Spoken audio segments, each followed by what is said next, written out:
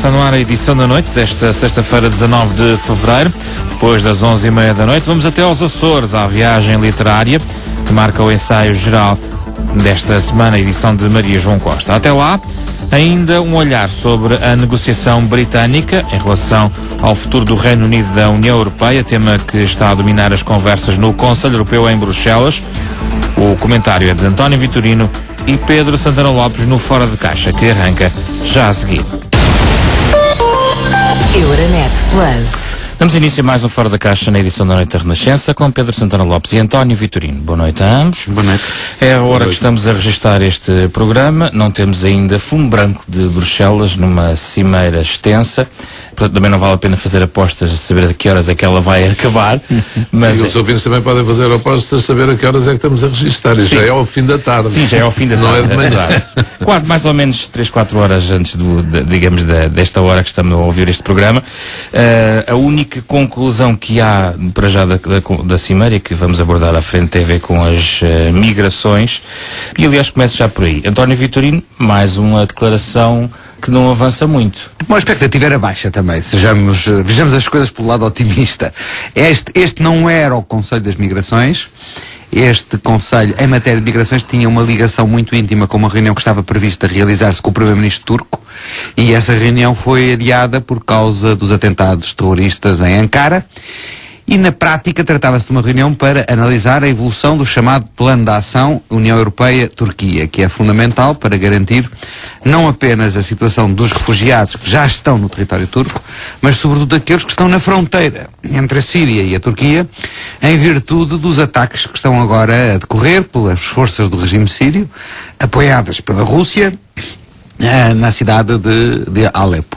Essa cimeira não se realizou e, portanto, digamos que o tema migrações, o grosso do tema migrações, está destinado para o Conselho Europeu do mês que vem, de março, onde verdadeiramente estaremos no último limite antes do início da primavera, e toda a gente tem a expectativa de que, se não houver uma situação sob controle, seja na fronteira grega, seja na Turquia, com o bom tempo da primavera, os fluxos dos refugiados tenderão a aumentar. Nós estamos a falar de números que chegaram a um pico de 20 mil por dia aqui há uns meses atrás, depois decaíram para 10 mil e agora durante o período de inverno estamos a falar de 2 a 3 mil chegadas por dia. E é manifesto e evidente que houve uma melhoria da situação, há que dizê-lo. Não apenas por causa do mau tempo. Porquê então? Porque os gregos passaram a empenhar-se mais na atividade, porque os centros de registro nas ilhas gregas começaram a funcionar de forma mais eficaz. Os números mostram que cerca de 70% a 80% das chegadas já passaram a ser registadas, coisa que não aconteceu durante o ano anterior, mas manifestamente o que se antevê é que haja um aumento da pressão. E esse aumento da pressão obviamente está ligado à melhoria do tempo e, portanto, as decisões que vierem a ser tomadas em março serão decisivas. Pedro Santana Lopes, o tema recorrente dos nossos programas, as suas migrações, mais uma cimeira, desafiando um pouco os pessimismos. Apenas o tempo pode salvar, o clima pode salvar este processo, porque de facto, do ponto de vista da implementação de planos de ação, enfim, há agora aqui até um reconhecimento no comunicado de que na Turquia as coisas estão a melhorar ligeiramente, como o acesso, por exemplo, dos sírios ao mercado de trabalho na Turquia, há mais troca de informações com a União Europeia. A verdade é que os fluxos migratórios que chegam à Grécia a partir da Turquia continuam acima do desejado. A Europa pode dar-se ao luxo de gastar cimeiras europeias sem avançar ainda mais? O problema é que o tempo passa e como há aquele célebre ditado, como é que é? Chuva em novembro, Natal em dezembro, não é? Como as folhas do calendário viram, pelo meio vai havendo uns conselhos europeus, ordinários ou extraordinários. E, portanto, acontece, mesmo que as coisas não andem no terreno. Aliás, este comunicado é curioso porque tem algumas expressões interessantes, umas mais do jargão comunitário, outra que politicamente é significativa, na linha E do número 7, que diz "We need to get back to a situation", precisamos de voltar a uma situação onde todos os membros da zona Schengen apliquem o Código de Fronteiras Schengen e recusem a entrada a pessoas que venham e que não... Que é um recado. É um recado. E é um recado à Grécia? À Grécia, nomeadamente, que, como dizia o António, está mais aplicada mas que precisa de se aplicar mais, mas também não é só para a Grécia. Na Europa Oriental propriamente dita, algumas fronteiras precisam de uma aplicação maior, e o que se diz no ponto seguinte, faz de um desenvolvimento dos hotspots que garanta um funcionamento eficaz dos sistemas de controle, de registro, tudo aquilo que está previsto. Portanto, é o Conselho Europeu que apanha uma situação ainda, e que já analisámos em programas anteriores, muito empastelada, e que depois na linha G diz que convida a Comissão, ou dá as boas-vindas à intenção da Comissão de apresentar propostas concretas tão depressa quanto possível, que é uma expressão extraordinária. Esta já do jargão europeias, chame como quiser. Portanto, mas pronto, que acontece várias vezes na história das instituições. Não é? É desesperante. Portanto, e depois há outro convite, que é o Banco Europeu de Investimentos, para ajudar a Comissão a apresentar ideias. Está na linha aí. Portanto, é isto. Acho que estes 3 pontos, eu resumiria o que se passou com estas 3 citações. Uma vontade política de ser mais duro no cerrar fronteiras a quem não tem razões para entrar, e nomeadamente do ponto de vista do asilo, ou não preenche os requisitos, previsto de facto nos acordos existentes, nomeadamente o de Schengen, e depois este ping-pong, cumprimentos e salamalecos entre as instituições e os órgãos decisórios da União Europeia. Como diz ontem, falei novembro e dezembro, e é Natal, o problema de facto aqui é a primavera, e é quando o sol voltar a raiar e quando as pessoas se sentirem mais à vontade para novos fluxos. E como dizia o engenheiro Guterres ontem, nas jornadas parlamentares do PSD, aqui só parece haver um sistema organizado, que é o dos dealers desta área, dos traficantes, são os únicos que parecem estar de facto verdadeiramente organizados nesta matéria toda.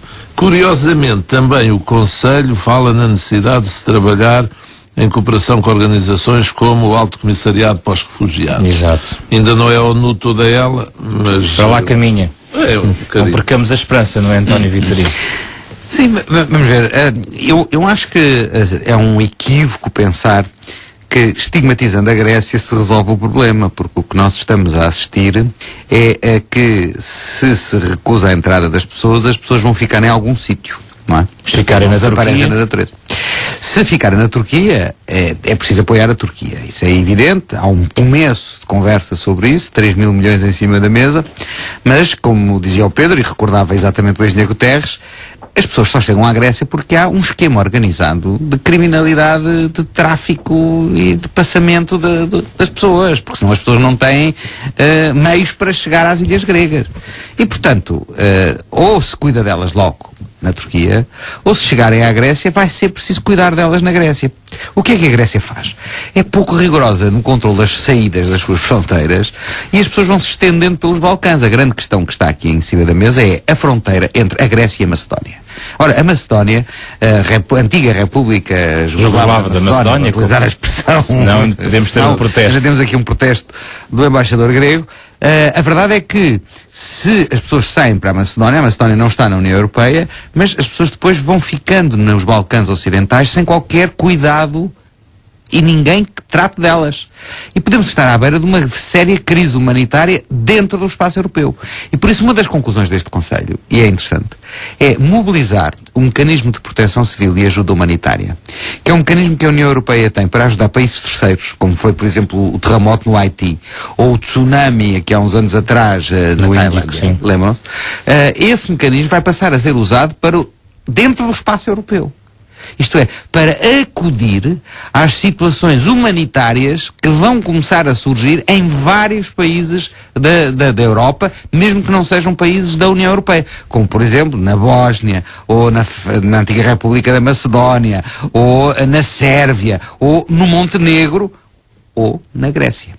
E, portanto, nós estamos aqui confrontados entre a necessidade de aplicar as regras, o Código de Schengen, muito bem, mas ao mesmo tempo não podemos ignorar que a aplicação dessas regras leva à criação de situações humanitárias que vão exigir, obviamente, a mobilização de meios humanos e financeiros.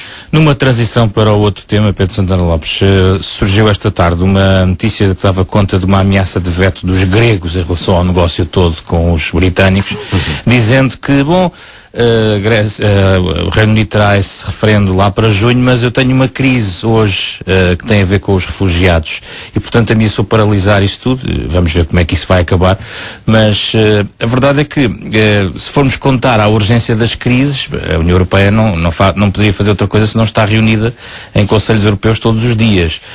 O ponto aqui é, a urgência pode banalizar-se no caso da crise das migrações. Porque já falámos do inverno, não nos esqueçamos, chamamos a atenção para o inverno, agora estamos a chamar a atenção para a primavera. Daqui a pouco estamos no verão. Sim, e já falámos em muitos programas como a União Europeia vive de crise em crise, sempre a ter que acorrer a situações de emergência e, portanto, até com crises já marcadas em calendário, como era esta do Reino Unido, já estava marcado que íamos ter um momento tenso, para não falarmos em crise. E, portanto, de facto, há aqui acho que é um ponto pertinente, há de facto uma banalização da situação de emergência ou da situação de crise e a incorporação de situações absolutamente anormais com as quais nunca vivemos e que passam a fazer parte do dia-a-dia de vários territórios da União, não de todos. Nós não fomos tocados ainda por este movimento dos refugiados e pelas consequências sociais imensas, tudo aquilo que se está a passar, mas isto com certeza afeta a União e aquilo que refere da Grécia, tomo como um desabafo, como um estado de alma que é compreensível. E, de facto, é velha distinção entre ricos e pobres, entre poderosos e não poderosos. Portanto, uns têm mais direitos, ao fim e ao cabo, do que outros. Apesar de que, neste caso, a dúvida é como se da Grécia, qual a componente de pobreza e qual a componente de mau comportamento, no resultado a que tudo chegou. Agora, esse ponto o grande problema da União Europeia, é quando conseguirá sair da crise. Quando é que haverá tempo, condições, circunstâncias económicas, políticas, institucionais que permitam um salto para o céu aberto, para um tempo não de céu nublado, mas de céu limpo. Porque isto parece o que se dizia do clima de Bruxelas, não é? É o que sempre se disse, estamos sempre com o capacete, estamos sempre com o céu cinzento. Mas agora, Bruxelas diz que há uns 5 ou 6 dias. Eu tive muita sorte nos 2 anos que lá vivi, apanhei muito bom tempo, mas foi sorte. Se é para me chamar Pedro, e portanto foi sorte. Mas, e Bruxelas é muito bonita de céu limpo, eu gosto de Bruxelas de qualquer maneira, mas enfim, passando adiante. A questão é, quando é que haverá condições económicas, condições políticas, até por um equilíbrio nos governos da União Europeia, se me permite dizer assim, que não tem havido um grande predomínio de uma força política. Estamos com os sistemas políticos a mudarem. Estamos com novas esquerdas e novas direitas, ou mais velhas ou mais novas, mas diferentes a surgirem. E, portanto, quando é que este caldo todo se compõe para forjar um líder ou líderes e circunstâncias que se conjugue tudo para o novo ciclo da Europa? É que nós ainda estamos a viver o estertor do ciclo anterior, é o que parece, com dados novos, como são os refugiados e os fundos de refugiados. É uma constelação política muito complicada, de facto. Seria a bonança perfeita numa altura em que se discute a tempestade perfeita, António Vitorino? Eu acho que infelizmente estamos mais perto da tempestade perfeita do que os tempos que anunciam uma bonança. Porque eu acho que houve um jornal qualquer, o Le Monde de hoje, salvo erro, que diz que o Primeiro-Ministro português teria dito à volta da mesa do Conselho Europeu, sobre o caso britânico, que estamos a ocupar-nos do particularismo britânico quando temos crises muito mais graves em curso e que deveriam merecer a nossa prioridade. E isso faz sentido, esse argumento? Eu acho que faz sentido, na medida em que a questão britânica é uma questão muito importante, é uma questão existencial, etc., mas é uma questão que diz respeito a um Estado-membro. Não diz respeito ao conjunto da União Europeia. Mas tem implicações, com certeza, que aliás poderíamos aqui abordar agora. Eu não digo o contrário, mas o que eu digo é o seguinte: quando nós estamos perfeitamente com uma situação dramática do ponto de vista dos refugiados, As conclusões sobre os refugiados são mínimas neste Conselho. Já se esperava que fossem Foi por aí que mínimas. começámos o programa, não é? Exato. E, portanto, hoje a Europa está suspensa da decisão britânica, mas nos nossos territórios está-se a desenvolver uma crise muito mais profunda, muito mais permanente, para a qual, aliás, a União Europeia não tem dado provas de estar à altura dos desafios. Então, independentemente de entrarmos nos detalhes, António Vitorino, da questão britânica, por exemplo, do plano económico, a possibilidade de uma saída do Reino Unido, sabendo, por exemplo, que Mário Draghi tem levantado alguns alertas em relação a essa matéria. Estamos à beira do tal março, onde o BCE poderá surgir até com novas medidas de estímulo. Seria mau para a União Europeia, até desse ponto de vista da zona euro, que o Reino Unido saísse do barco? Como seria mau para o Reino Unido. Isto é, não vale a pena pensar do ponto de vista económico, se falarmos só do ponto de vista económico, sim, eu acho que do ponto de vista político seria um desastre para a União Europeia. Político. A saída do Reino Unido. Do ponto de vista económico, seria mau para todos. Perderiam todos. Eu não tenho sobre isso a menor dúvida. A questão que se coloca aqui é que, do ponto de vista da economia europeia, se a economia da zona euro, em especial, não der sinais de estar a retomar, isso é negativo para o resultado do referendo britânico. Eu reconheço que o raciocínio pode parecer um bocadinho rebuscado, mas eu acredito plenamente nisto que estou a dizer. Preciso que as coisas corram bem na Europa para ajudar no resultado. Naturalmente. Se os britânicos olharem para a Europa e virem uma Europa economicamente em declínio, com desemprego a crescer, sem perspectivas de dinamização económica, isso reforçará no Reino Unido a convicção daqueles de que associar-se à União Europeia é um projeto falhado. E, portanto, se a União Europeia der sinais de que é capaz de superar as suas crises, de que é capaz de criar um horizonte de esperança de crescimento económico, então os britânicos pensarão duas vezes e dirão, calma, se calhar é melhor de facto, até no nosso interesse económico, não estarmos fora deste Não será um argumento comboio. ao contrário também do ponto de vista dos prejuízos para o Reino Unido do ponto de vista económico caso saia? Estou a lembrar-me das relações comerciais, com o euro que vai mudar, porque sair... 60% do comércio externo da União Europeia, do Reino Unido é feito com os países da União Europeia beneficiando do mercado interno. O euro vai ficar mais forte, haverá impactos de inflação, por aí fora. O Reino Unido teria que negociar todos os acordos comerciais, que desde há mais de 30 anos são acordos feitos pela União Europeia e que deixariam de se aplicar ao Reino Unido na medida em que o Reino Unido deixava de ser parte da União Europeia. Portanto, o Reino Unido teria que negociar mais de várias centenas de acordos comerciais que hoje são aplicados ao Reino Unido porque está na União Europeia deixariam de o ser. Há quem preveja que se o Reino Unido saísse, só a negociação de saída, porque isto não é automático, isto é, há o artigo 50 dos tratados prevêem que se um Estado quiser sair, pode sair, mas tem que negociar as condições de saída. Há quem diga que essa negociação das condições de saída levaria 5 a 10 anos. 5 a 10 anos. É um cálculo que está não feito. saem amanhã de manhã. Não, essa é uma pura fantasia mediática nem no dia seguinte dos tabuleiros. Não. Aliás, mesmo que haja acordo esta noite, em Bruxelas, as alterações à legislação que este acordo comporta, mesmo sem mexer nos tratados, atenção, e esse é um dos pontos contenciosos que está neste momento em negociação, admitamos que há acordo e que esse acordo não implica alterar os tratados à cabeça. Só a legislação secundária que visa aplicar o acordo com o Reino Unido levará 2 anos a ser aplicada. E é por isso que no Reino Unido começa a surgir uma ideia perversa, na minha opinião, de que depois do referendo, se eles entenderem ficar, deveria haver um segundo referendo daqui a 2 anos para verificar que todas as condições que tinham negociadas tinham sido efetivamente aplicadas. Bom, eu acho que isso é surreal, como é evidente, mas isto revela algo muito importante. É que nada dos efeitos do que se decidir esta noite é automático. Isto está sujeito a verificação. Desde logo porque a legislação secundária sobre a liberdade de circulação, sobre o euro, sobre a união bancária, exigirá que o Parlamento Europeu e o Conselho adotem os atos legislativos em causa.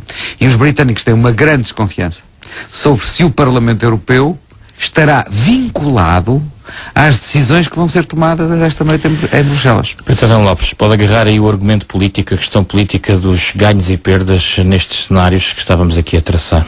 Quer dizer, posso tentar agarrar, mas de facto é difícil fazer contas nesta matéria. Obviamente que politicamente é muito complicado para uma entidade que está politicamente, ainda por cima, politicamente muito debilitada. Porque tudo isto tem muito um sabor de impasse, tem um sabor de imbróglio. E, portanto, como o António ainda agora dizia, se decidirem sair são anos e anos. Entretanto, as coisas vão mudando um bocadinho. Hoje foram aparecendo sondagens que dão o sim melhor colocado que o não. 39 contra 36. Sim, exatamente. E 25 que não sabem. Que não sabem. Portanto, é uma mudança, até eu diria, um bocadinho surpreendente pela rapidez em relação às sondagens anteriores. Mas... Sondagens lá no Reino Unido, como vimos nas eleições também. Lá no Reino Unido, gosto dessa. Isso é uma provocação para o Pedro. É um programa de temas europeus. Sim, lá no Reino Unido, está bem, pronto. Pode ser, ficamos por aí. Mas pronto, admitamos que estão erradas as duas, as do não e as do sim. De qualquer maneira, acho que é preciso fazer aqui uma nota para sublinhar que Cameron está a conduzir o assunto, mesmo no plano da comunicação, de um modo extremamente prudente e com alguma sagesse, sabedoria. Ele está a ir bem, oxalá assim continue e não tenham daqueles repentes dele que agitem as águas. É tão importante o detalhe desta noite ou das próximas horas como a forma como se comunica, por exemplo, ao povo britânico, não é? Essencial, a maneira como sai de hoje à noite. Quer dizer, em quaisquer circunstâncias, mas muito se houver acordo, é muito importante a maneira como ele vai transmitir. Eu até acho que ele tem, como é que lhe dizer, a matriz, a essência de a dose suficiente de europeísmo e de ceticismo que lhe permita instintivamente falar bem numa circunstância destas. Eu acho que ele está mais, como sabemos, ele não é um anti-europeísta, acho que apesar de tudo vai continuar a conduzir bem as coisas. Agora, tudo isto faz muita impressão, quer dizer, a União Europeia, eu não consigo deixar de dizer outra coisa, isto parece aqueles motores que, a ver, parece quando a caixa de velocidades parte e você está a acelerar e não entra a caixa de velocidades, os carros não andam. E o carro é bom, a ver, os materiais são todos bons, o dono do carro até é rico, tem meios, tem recursos, mas partiu-se a caixa das velocidades. O dono vai ter que empurrar o carro. Vai. E o problema é se vem a tempestade perfeita e o dono lá fora a empurrar o carro. Se estiver a chover vai ser complicado. Vai ser um sarilho. Portanto, tudo isto é muito trabalho, é muita decisão, é muita crise, é muita espera e falta, porque é curioso. Não é acreditar no providencialismo humano, mas se surgiu uma liderança forte, eu acredito que as lideranças fortes tendem a simplificar os caminhos difíceis, porque apontam o rumo, apontam uma rota e impõem-se pelo meio das dificuldades. Neste momento a Europa vive só em dificuldades de decisão, não estou a dizer económicas, somos uma zona privilegiada, mas são uma série de dossiês em cima da mesa que são, de facto, decisão muitíssimo difícil. Muitíssimo difícil, para não falarmos em temas que não estamos a falar aqui hoje, temas financeiros e outros, não é? Está tudo ligado. António Vitorino, já esta tarde também li várias reflexões sobre um tópico interessante, que é o precedente criado neste acordo e a possibilidade de aconteça o que acontecer, ou se acontecer para o lado negativo para os ingleses. O Sr. Hollande e companhia, quer dizer, tiveram reações que demonstram isso, que não estão dispostos a este tratamento. Pronto, pode ser ganhar margem negocial. Se esta lista... Mas depois disto virão outra. Se esta lista depois pode ser aproveitada, fotocopiada e reapresentada por outros países. É um precedente. E é um precedente que, por exemplo, numa matéria que eu sou muito sensível, que é a liberdade de circulação, é errado pensar que aquela ideia dos britânicos sobre a limitação dos benefícios sociais dos trabalhadores oriundos de outros países da União Europeia é apenas uma ideia simpática para os britânicos. Há outros países da União Europeia, países normalmente ricos, que são destinatários de importantes movimentos de população, que olham para o caso britânico e dizem, ora, muito bem, avancemos por aí que nós também viremos cá explicar que também temos o mesmo problema a prazo. E, portanto, o precedente aí pode ser desagregador. Repare que quando se fala dos subsídios às crianças, das famílias que ficaram no país de origem, sim, adaptando o montante ao nível de vida do país onde as crianças residem, que é a argumentação de Cameron, e é algo que também encontra eco e simpatia, por exemplo, em alguns países da Europa Central. Se falar com os bávaros, vai ver como na Baviera a ideia de Cameron é muito popular junto da classe política alemã na Baviera. por exemplo. E, portanto, o efeito precedente também tem que ser ponderado. Uma coisa é adotar uma solução específica para o Reino Unido por causa de uma situação muito concreta do Reino Unido. Outra coisa é começar a criar, a pretexto da situação no Reino Unido, regras gerais que podem ter um efeito disruptor do processo de integração no seu conjunto. Concorda, Pedro Santana Lopes? Concordo. A decisão que vier a ser tomada tem que ficar muito claro que é para um problema, de facto, muito específico no Reino Unido, conjuntural, transitório, exatamente, que não pode ficar para sempre e transformar-se num princípio, porque então derrogamos aí muito aqui, muita matéria, muito direito, muita vitória que foi obtida ao longo destes anos. E há de facto muito esse perigo. Vai ser um equilíbrio muito difícil. Eu diria que hoje, para este Conselho Europeu, é de facto preciso ter arte para encontrar... E nervos de aço. Mas é preciso... E muito café também. Sim, e muito café, mas é preciso, para cozinhar a decisão, é preciso ser um grande chefe de cozinha. Os chefes hoje já começaram a preparar um pequeno almoço e acabam de preparar um jantar. Não vai ser fácil. Não se enganem nos temperos. É uma provocação dizer que é um pequeno almoço, porque um pequeno almoço britânico eu sei o que é. Agora, um jantar britânico temo o pior. Vamos ver. E é uma consideração meramente gastronómica, para ser honesto. Para a semana, certamente, vamos analisar as consequências desta noite em Bruxelas. Ficamos por aqui e encontramos-nos na próxima semana.